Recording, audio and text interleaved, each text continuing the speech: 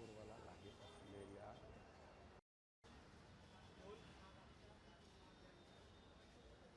पश्चिम रेल्वेच्या वांद्रे पश्चिम रेल्वेच्या वांद्रे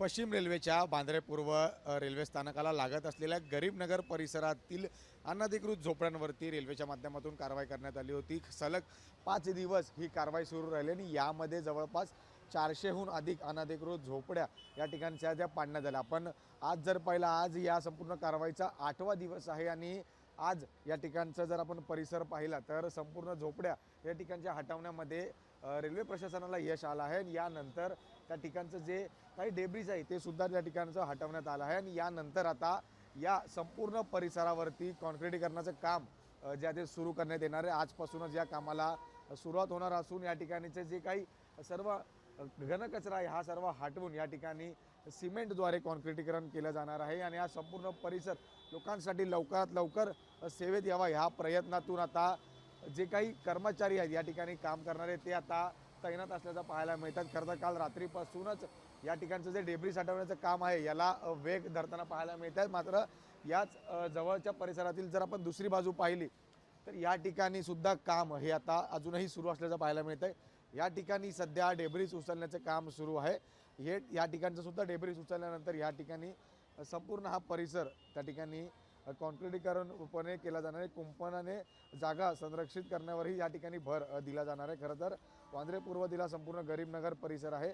या ठिकाणी रेल्वे प्रशासनाकडून एक विशेष मोहीम या ठिकाणी राबवण्यात आली होती। अतिक्रमण हटवण्याची मोहीम ही संपूर्ण आता पूर्ण झाली असली तरी आज या ठिकाणी या कारवाईचा 8वा दिवस आहे आणि या ठिकाणी कुठल्याही प्रकारची त्या ठिकाणी गैरसोय होऊ नये किंवा या ठिकाणी कुठलेही पुन्हा एकदा त्या ठिकाणचे गैरप्रकार घडू नये यासाठी सुद्धा रेल्वे प्रशासन त्या ठिकाणी तैनात आहे। तसेच मुंबई पोलिसांचा बंदोबस्त सुद्धा या ठिकाणी तैनात आलेला पाहायला मिळतो। त्यासोबतच रेल्वे प्रशासनाकडून या संपूर्ण जागेवरती आता कॉन्क्रिटीकरणाचे काम हे आजपासूनच सुरू करण्यात येणार आहे। सर्वप्रथम या ठिकाणचे जे काही डेब्रिज आहे या सर्व डेब्रिज हटवून या संपूर्ण परिसराला कॉन्क्रिटीकरणाचं काम हे केलं जाणार आहे।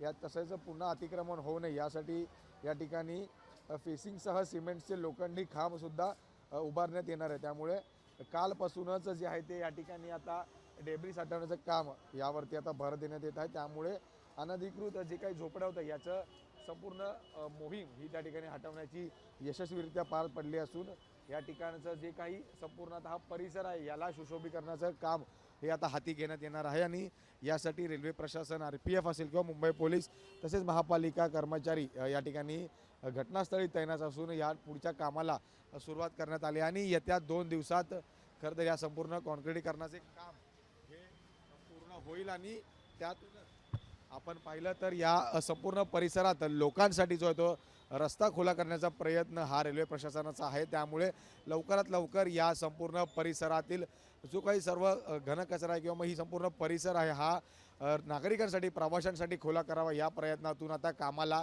कुठेतरी वेग धरताना पाहायला मिळतो। त्यामुळे रेल्वे प्रशासन असेल किंवा मग महापालिकेच्या माध्यमातून या ठिकाणी ॲक्टिव्ह मोडवरती काम सुरू असल्याचं आपल्याला पाहायला मिळतं।